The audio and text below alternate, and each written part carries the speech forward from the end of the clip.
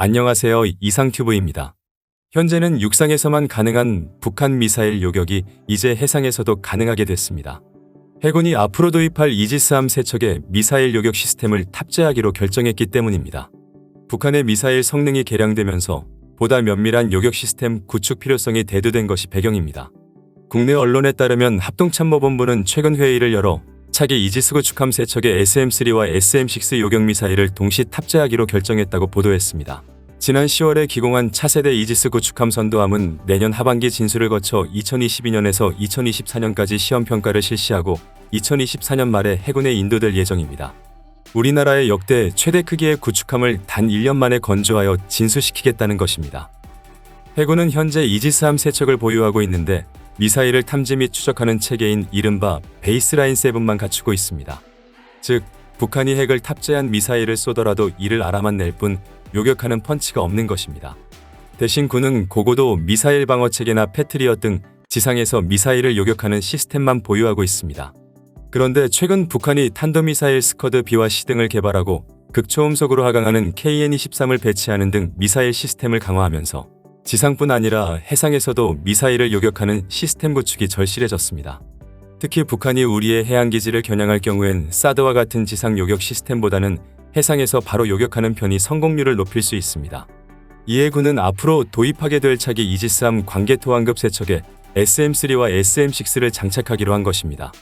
이지스함 탑재 요격 미사일은 SM-3와 SM-6가 대표적이며 군에선 당초 SM-3 미사일 도입을 적극적으로 검토했습니다.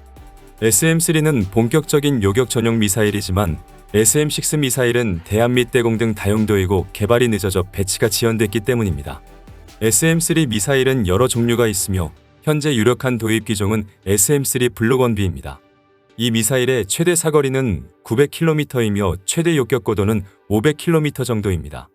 유사시 우리나라를 주로 공격할 북한의 탄도미사일은 스커드 B와 C인데 최대 비행고도가 80km에서 150km 정도입니다.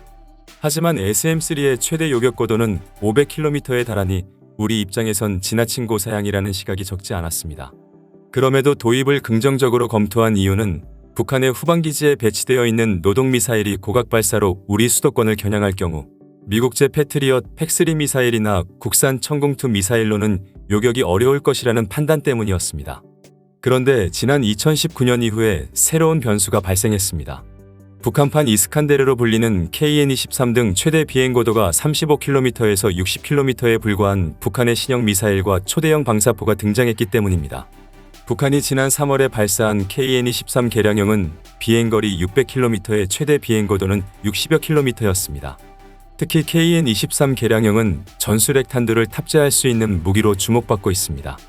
문제는 우리나라가 도입 예정인 SM-3 블록1B의 최저 요격고도가 70km에서 90km에 달한다는 점입니다.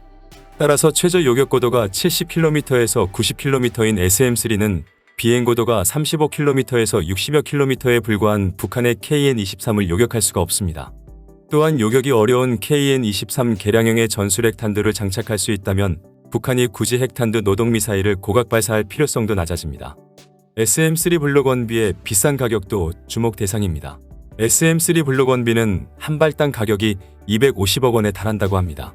군 당국은 오는 2024년부터 총 6,400여억 원의 예산으로 20여 발의 SM-3를 도입할 계획이었던 것으로 알려졌습니다.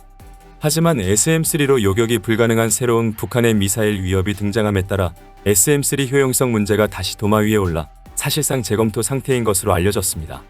여기엔 오는 2024년까지 개발될 국산 장거리 요격 미사일 LSAM도 SM-3의 효용성을 떨어뜨리는 존재로 부상하고 있습니다. 참고로 주요 요격 미사일 한 발당 가격은 성주기지에 배치된 미국의 사드가 150억 원이며 패트리엇 팩3는 48억 원에서 62억 원, 국산 천공투는 17억 원 가량입니다. 이에 따라 방위사업청은 SM-3 대신 SM-6 미사일의 도입을 적극 검토 중인 것으로 알려졌습니다. SM-6 미사일은 미 해군이 도입 중인 다용도 미사일로 SM-2 블록4A 함대공 미사일 본체와 AIM-120C 암남 공대공 미사일의 탐색기를 결합해 만든 것입니다.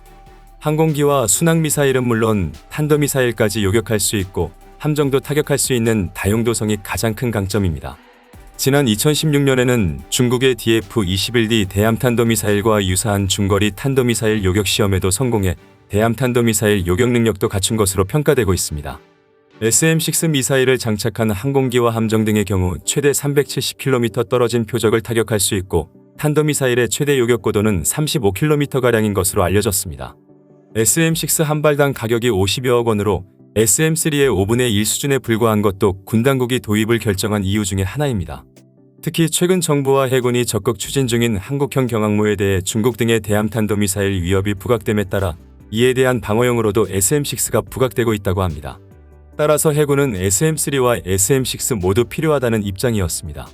해군은 전문 연구기관에서 SM-3의 효용성에 대한 여러 차례 평가한 결과 필요하다는 결론이 나왔었다며 노동미사일 고각발사 시 요격엔 SM-3가 가장 효과적이며 SM-6는 함대 방공용으로 유용한 수단이라고 말했습니다.